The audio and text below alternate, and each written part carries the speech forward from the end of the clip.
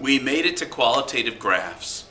All right, qualitative graphs are graphs for non-numerical situations, or they are for graphs that have no numbers. Okay, so graphs that are for non-numerical things, or graphs that we did not include any numbers. So I got a sample over here. I've got my feelings for public speaking and anxiety. So if I'm speaking in front of the public, like before I start speaking, my anxiety goes up, up, up, up, up, up, up, up, up. Then it hits a peak. When I start, it kind of drops a little. I'm still a little nervous while I'm still speaking, but then I'll speak. Once I finish speaking and I hear the really tepid applause at the finish, and I come back down to having no anxiety when I'm finished. Like, so this would be a qualitative graph of me public speaking versus my anxiety. And that's what we're going to do. We're going to be able to look at these and interpret what they mean, or sketch them from the situation that we're given. Here's my finger. Here we go. So here we've got an example. We've got a graph that represents revenue from a local clothing stores, and we want to just describe the sales over time. Let's just look at the sales here. So as time progresses, here we have kind of an increase, then we lost some money, then we increase again, then we stayed kind of flat for a little bit, and then we increased again. And based on that, we could get a general sense to say something like overall, sales increased over time with, that's definitely not going to be the good start for with a short loss and a plateau. AUE? Let's go with AUE. EAU, not AUE, EAU. So overall, we saw the sales increase over time. And we saw, at one point we had a little bit of a loss. At one point we kind of plateaued where we weren't gaining or losing. And that's how we would describe that graph. It's as simple as that. Let's try another one here so we get another feel for this. All right, now we're going to actually sketch the graph. So it says a car is traveling at a constant speed. The car slows down steadily to come to a rest at a stoplight. Sketch a qualitative graph to represent the situation. Now I'm going to do two graphs here. I'm going to do the same. It's going to be, here's time and then speed. So the speed of the car. Okay. And same thing over here. Time and speed. Now, since this is a qualitative graph, we're going to be representing this as it's happening here. So let's do one more. We'll do three versions. One of them will be right. So I've got arrow and arrow. I've got time. I've got speed of the car. Go back. Let's look at this thing. A car is traveling at a constant speed. The car slows down steadily, come to a rest at a stoplight. So let me write three versions of this. One is, let's not use green, let's go to the blue here. One is this. One is this. And one is, what was my third one going to be? I don't remember. Let's do this. Oh, now I remember what it was. Here. Silly me. Tricks are for kids.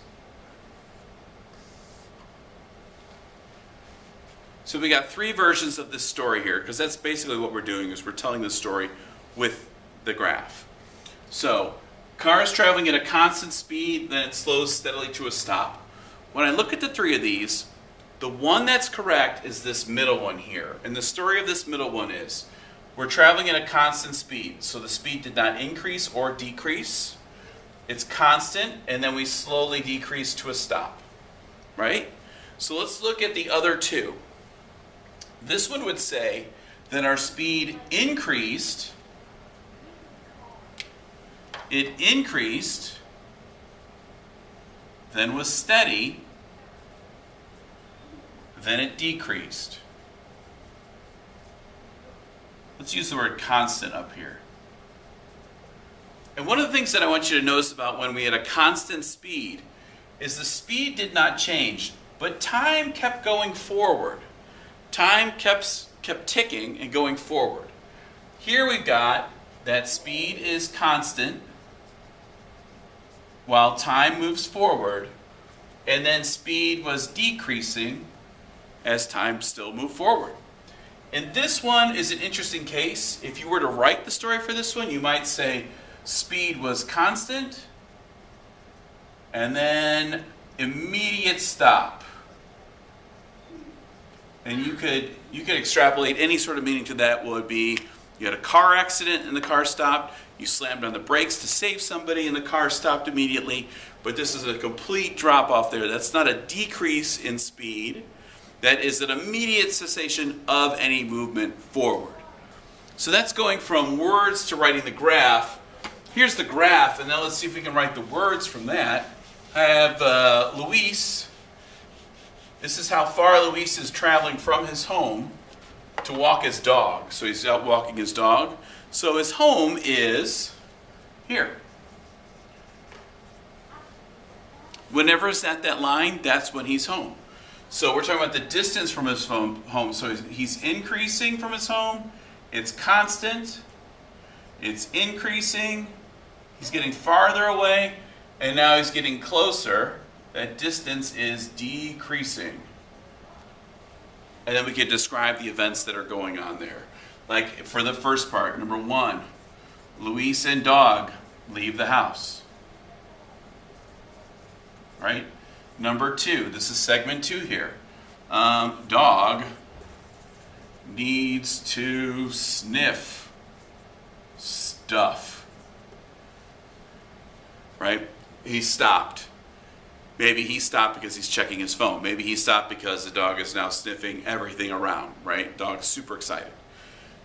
3, dog, and Luis move further from the house. Then at some point, Luis says, we got to get back. So segment 4 here, Luis plus dog return home.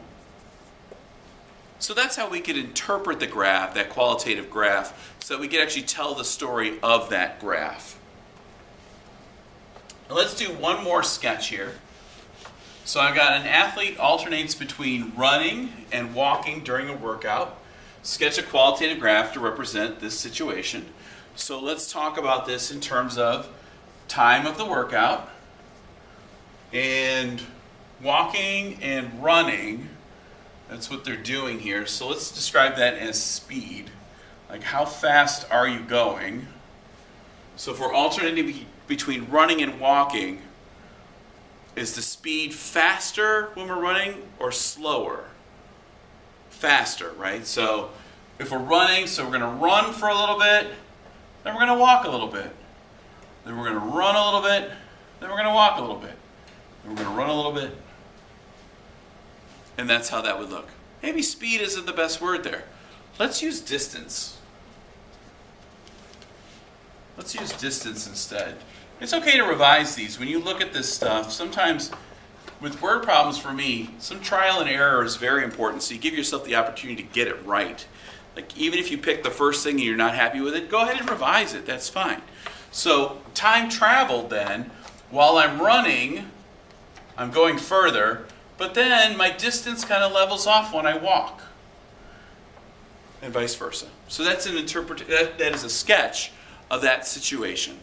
All right, let's go to the review. So we've got qualitative graphs. If you remember what qualitative graphs are graphs of non-numerical situations or graphs without numbers. And what we should be able to do from this is we should be able to sketch a graph, if we're given a situation, what we also be able to do is interpret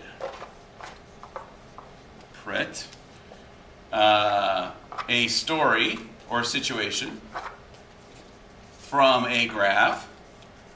And here's my biggest thing, time. Remember with time, time always moves forward. So whenever you're doing this, and time is your x value or your x axis, that increase is always happening. If your y value is constant, time still keeps going forward with that. Good luck sketching your qualitative graphs and interpreting them.